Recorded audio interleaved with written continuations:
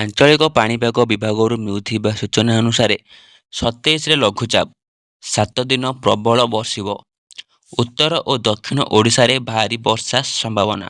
ଖବରଟି ଜାଣିବା ପୂର୍ବରୁ ଆପଣ ଯଦି ଆମ ଚ୍ୟାନେଲକୁ ପ୍ରଥମ ଥର କରି ଆସିଛନ୍ତି, ଚ୍ୟାନେଲକୁ ସବସ୍କ୍ରାଇବ କରିବା ସହ ଭିଡ଼ିଓକୁ ବହୁ ମାତ୍ରାରେ ସେୟାର କରିବାକୁ ଜମାରୁ ବି ଭୁଲନ୍ତୁ ନାହିଁ। 27 ତାରିଖରେ ପଶ୍ଚିମ, କେନ୍ଦ୍ରୀୟ ଓ ସଂଲଗ୍ନ ଉତ୍ତର ବଙ୍ଗୋପସାଗରରେ ଲଘୁଚାପ ସୃଷ୍ଟି ହୋଇପାରେ।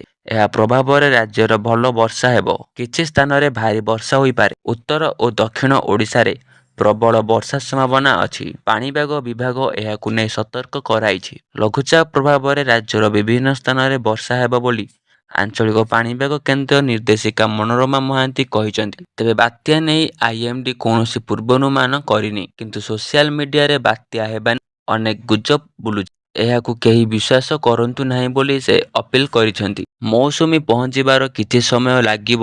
ମୌସୁମୀ ଏବେ କେରଳ ଛୁଇଁବା ପରେ ଆଗକୁ ବଢ଼ୁଛି। ଦକ୍ଷିଣ ଭାରତ ଓ ଉତ୍ତର ପୂର୍ବାଞ୍ଚଳ ରାଜ୍ୟରେ ମୌସୁମୀ ପହଞ୍ଚିବା ପରେ ଓଡ଼ିଶା ଆସିବ। ଏନେଇ ଆଗକୁ ସୂଚନା ଦିଆଯିବ ବୋଲି ସେ କହିଛନ୍ତି।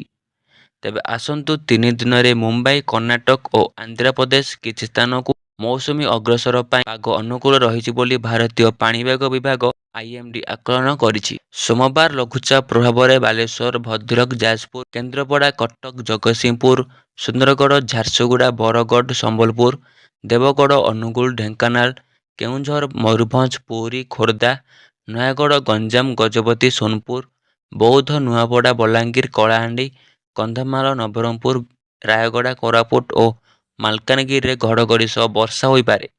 40ରୁ 50 କିଲୋମିଟର ବେଗରେ ପବନ ବହିବାର ସମ୍ଭାବନା ବି ଅଛି। ମଙ୍ଗଳବାର 27 ତାରିଖ ଗଞ୍ଜାମ, ଗଜପତି, ରାୟଗଡ଼ା, କଳାହାଣ୍ଡି, କନ୍ଧମାଳ ଓ କୋରାପୁଟରେ ପ୍ରବଳ ବର୍ଷା ହୋଇପାରେ।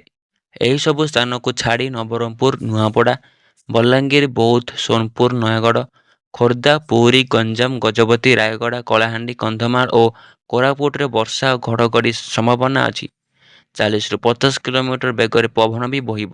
ବୁଧବାର 28 ତାରିଖ ପୁରୀ, ଖୋର୍ଦ୍ଧା, ଗଞ୍ଜାମ, ଗଜପତି, ରାୟଗଡ଼ା, କୋରାପୁଟ, ମାଲକାନଗିରିରେ ପ୍ରବଳ ବର୍ଷା ହୋଇପାରେ। ବାଲେଶ୍ୱର, ଭଦ୍ରକ, ଯାଜପୁର, କେନ୍ଦ୍ରାପଡ଼ା, କଟକ, ଜଗତସିଂହପୁର, ସୁନ୍ଦରଗଡ଼, ଝାରସୁଗୁଡ଼ା, ବରଗଡ଼, ସମ୍ବଲପୁର, ଦେବଗଡ଼, ଅନୁଗୁଳ, ଢେଙ୍କାନାଳ, କେନ୍ଦୁଝର, ମୟୂରଭଞ୍ଜ, ପୁରୀ, ଖୋର୍ଦ୍ଧା, ନୟାଗଡ଼, ଗଞ୍ଜାମ, ଗଜପତି, ସୋନପୁର, ବୌଦ୍ଧ, ନୂଆପଡ଼ା, ବଲାଙ୍ଗୀର, କଳାହାଣ୍ଡି, କନ୍ଧମାଳ, ନବରଙ୍ଗପୁର, ରାୟଗଡ଼ା, କୋରାପୁଟ ଓ ମାଲକାନଗିରିରେ ଝଡ଼ ବର୍ଷା ହୋଇପାରେ। ବର୍ଷା ସାଙ୍ଗକୁ ଘଡ଼ଘଡ଼ି ବି ହୋଇପାରେ। ଗୁରୁବାର ବା 29 ତାରିଖରେ ଗଞ୍ଜାମ, ଗଜପତି, ରାୟଗଡ଼ା, କୋରାପୁଟ, ମୟୂରଭଞ୍ଜ, କେନ୍ଦୁଝର ଓ ସୁନ୍ଦରଗଡ଼ରେ ଭାରୀ ବର୍ଷା ସମ୍ଭାବନା ଅଛି।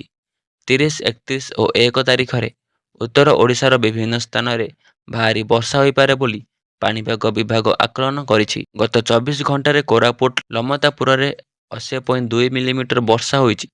କେନ୍ଦ୍ରାପଡ଼ା ମହାକାଳପଡ଼ାରେ 80 ମିଲିମିଟର, ଢେଙ୍କାନାଳରେ